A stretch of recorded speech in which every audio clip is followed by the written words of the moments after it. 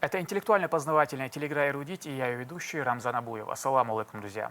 Сегодня у нас в гостях начальник отдела проектной и программной деятельности Министерства образования и науки Рамзан Куруев и заместитель декана юридического факультета Чеченского госуниверситета имени Героя России Ахмата Хаджи Кадырова Анжела Нурадиева. Кроме вашей основной работы, вы также ведете образовательный телеграм-канал «Дневник педагога». Немножко расскажете?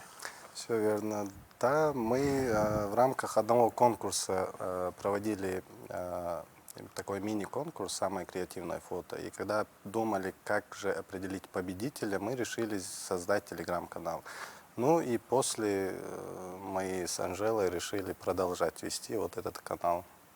Да, и мы специально ведем этот канал в таком, знаете, неформальном, не в такой официальный стиль, к которому все привыкли, а более такая неформальная, где там какие-то, с элементами юмора, что-то такое интересное, креативное. То, что вот в основном сейчас современная молодежь любит наблюдать, то есть где есть юмор, где присутствует креативность и так далее. Вот именно вот пользуясь, так сказать, вот этими инструментами, пытаемся как-то сделать свой мини такой вклад в популяризацию профессии учителя.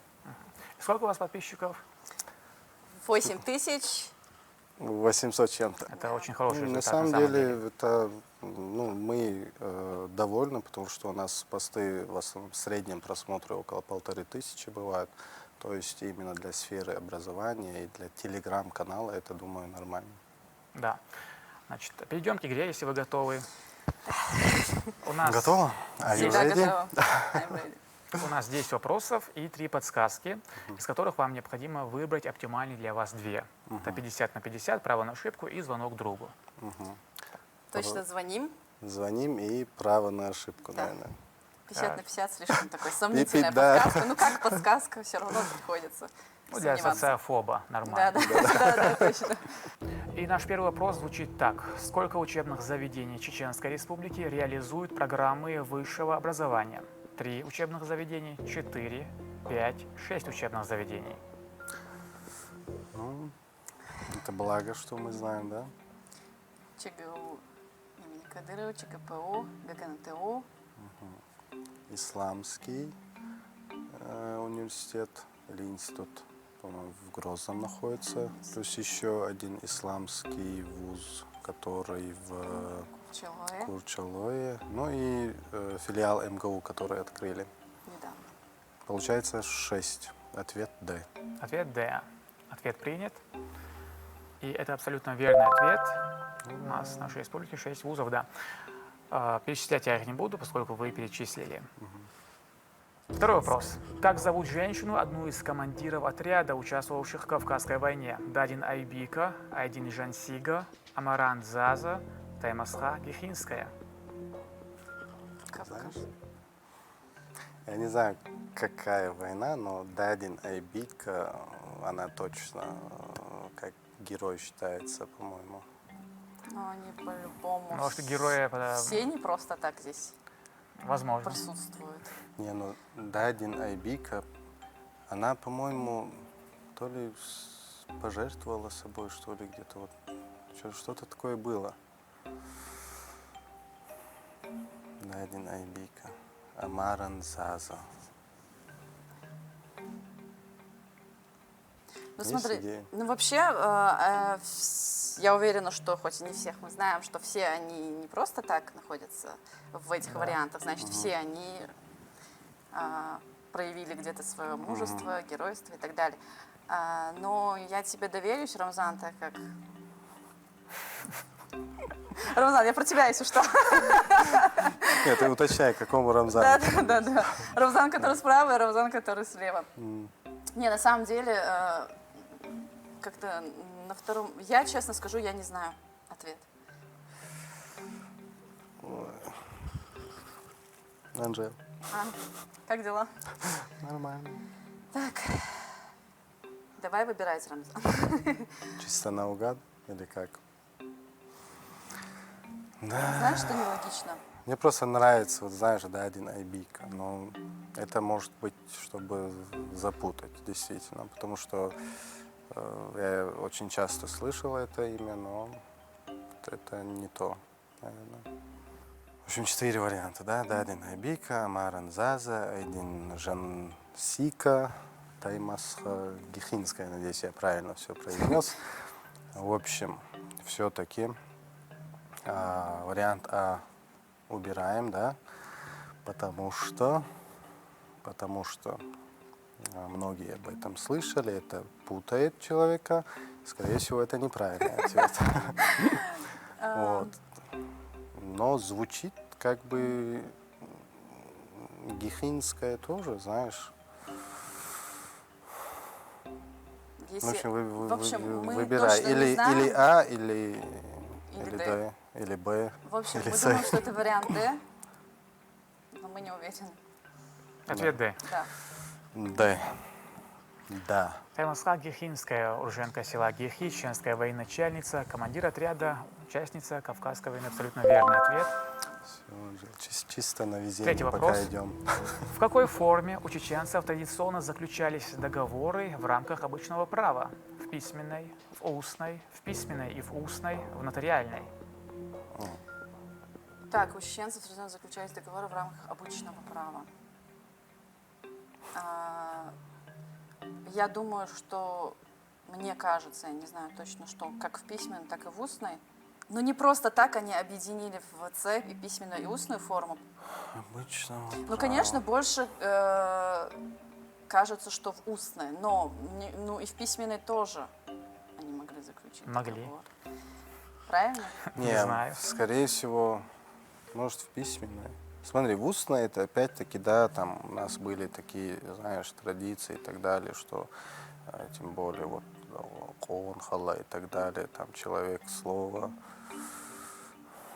С этой стороны, если подойти, можно Еще согласиться в в моих устной. глазах какую-то подсказку. Вот. А Это так, уже свет. возможно, конце опять-таки, туннеля. знаешь, вот, выбор вот самого вопроса.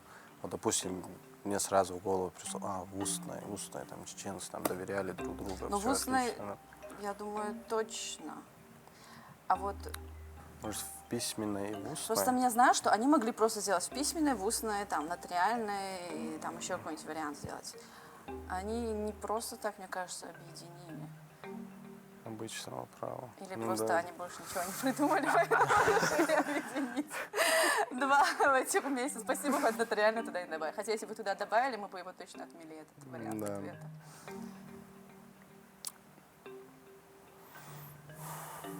Так, Выбирай, Анжела. душновато. А почему Анжела? Давай вместе выбирать.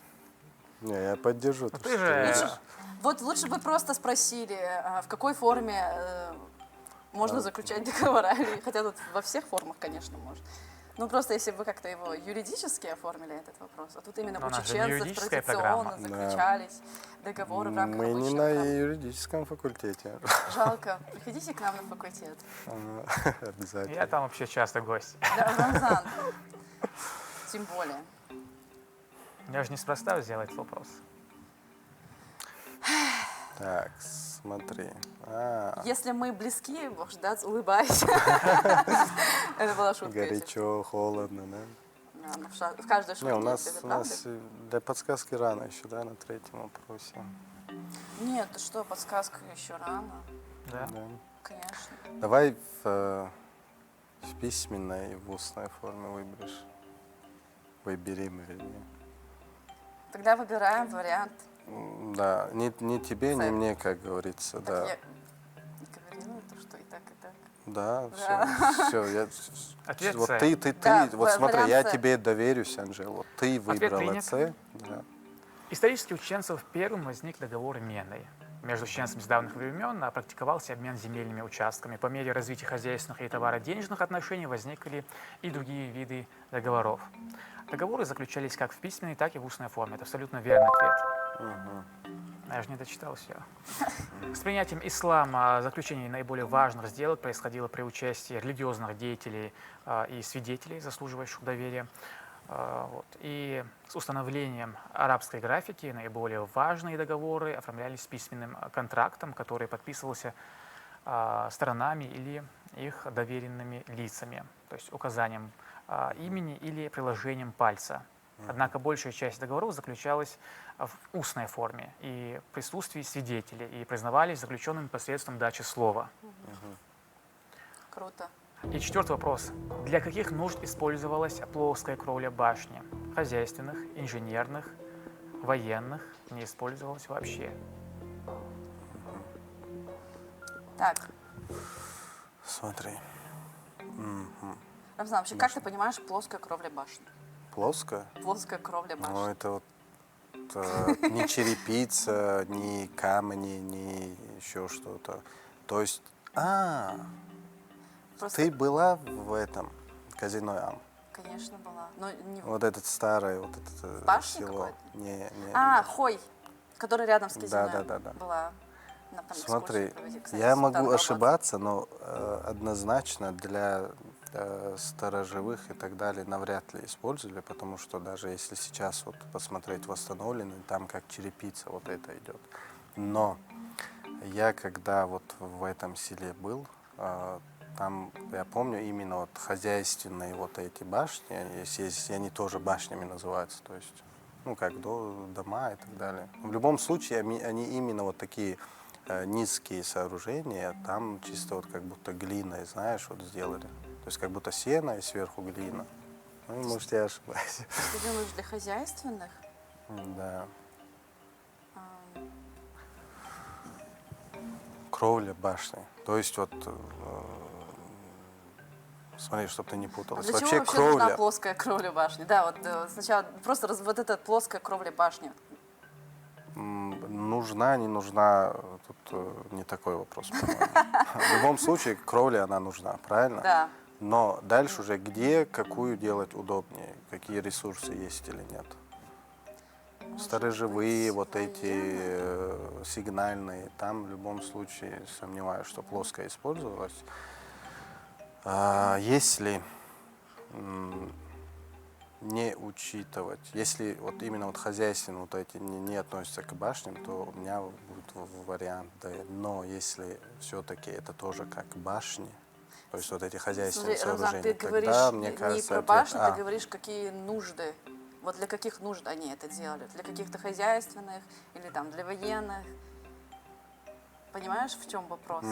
То есть они это делали для того, чтобы в хозяйстве как-то им это было полезно, скажем так. Либо они это делали, потому что военное там во время войны. Ну, то есть как-то надо логически суметь порассуждать. Просто у меня, в принципе, если честно, я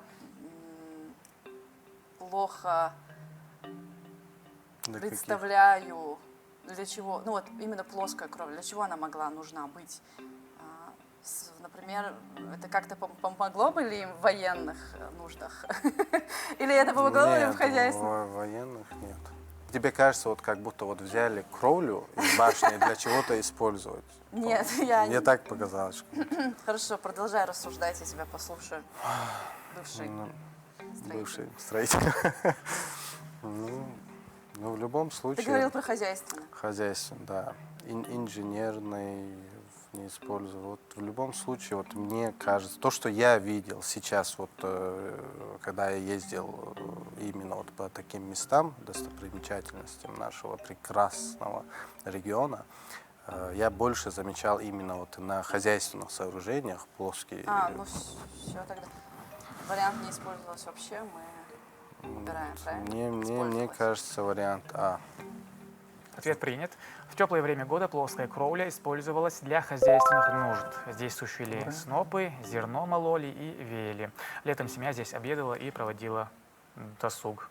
Ура, Круто, видишь, молодец, как полезно ездить, отдыхать в горы. Да.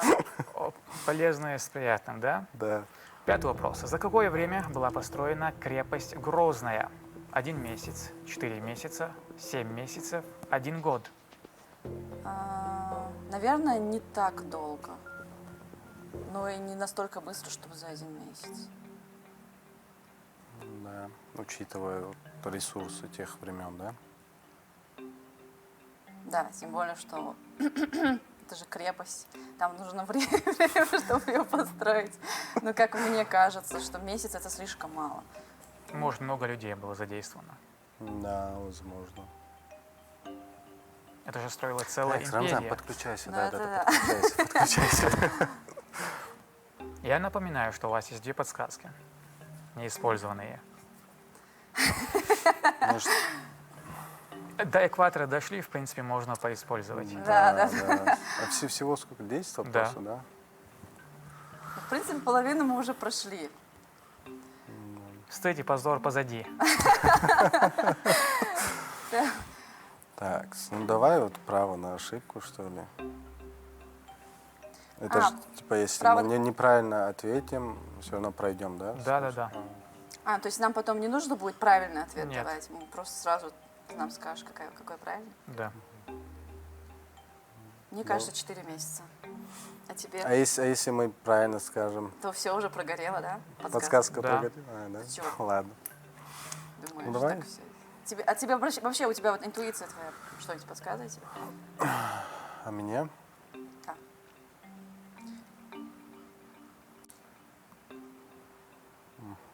Мне вообще нравится цифра 7.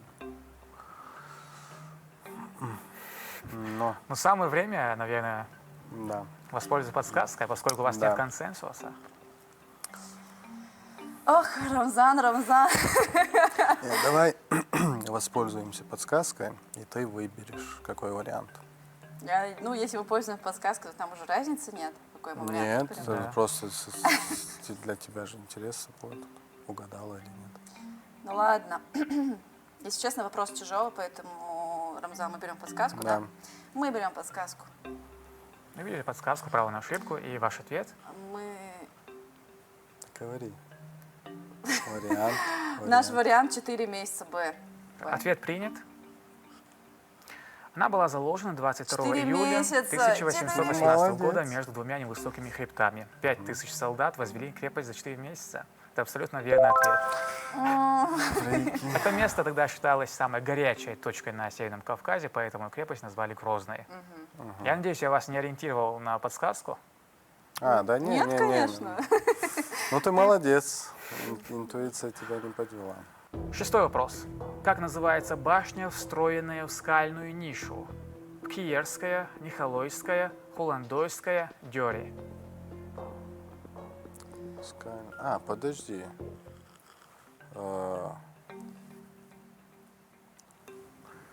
Башня, встроенная в скальную нишу. Это про близнецов речь идет? Скальная. Вот такого варианта здесь нет. Нет. Но наподобие. Да, встроена в скальную нишу. Ты знаешь их название? Название не знаю. Ушколойские, вы говорите? Ушколойский? Это в башне-близнецы. Да. Я просто пытался вспомнить, что было написано на той табличке. Ну, тут у нас тут несколько таких башня, башен на да, самом да, деле. Да. Поэтому Нихолойская. Скальскую нишу.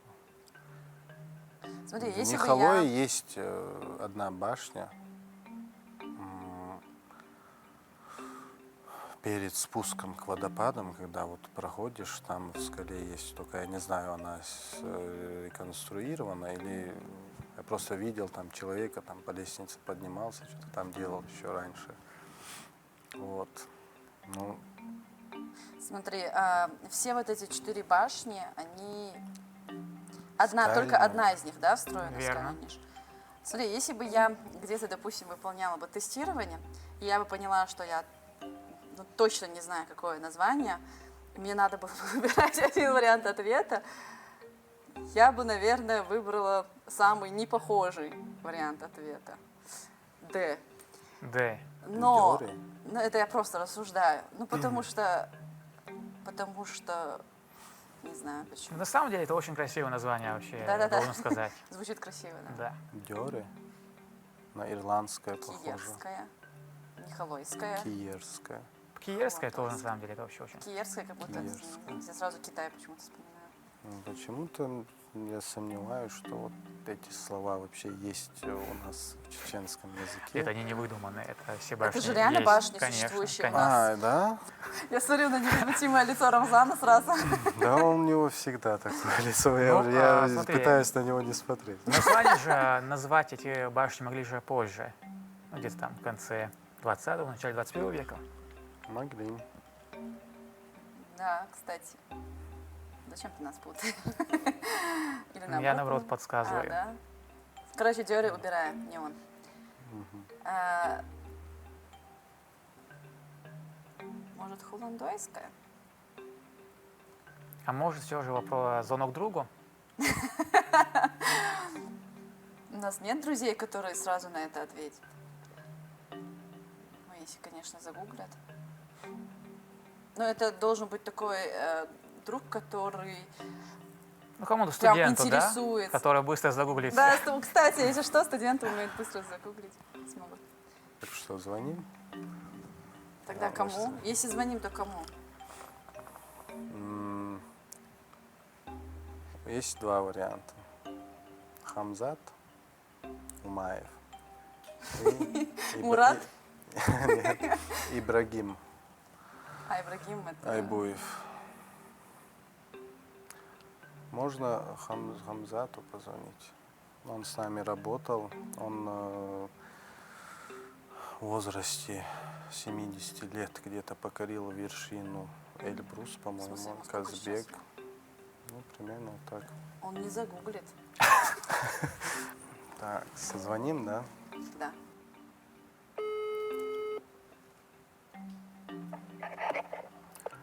Ассаламу алейкум, Далик Адойл, Хамзат. Это вас беспокоит ведущий телерадиокомпании «Войнах». У нас интеллектуально-познавательный телеграм-эрудит и ваш знакомый Рамзан. Сейчас у него 6-й вопрос, он немножко затрудняется с ответом. Вы можете ему помочь? Все, я ему сейчас передаю телефон. Хамзат, дедик хула. Хамзат, Арцахаттар, Дарах. Как называется башня, встроенная в скальную нишу? 4 варианта ответа. Киевская, Нихолойская, Холландойская, Дёре.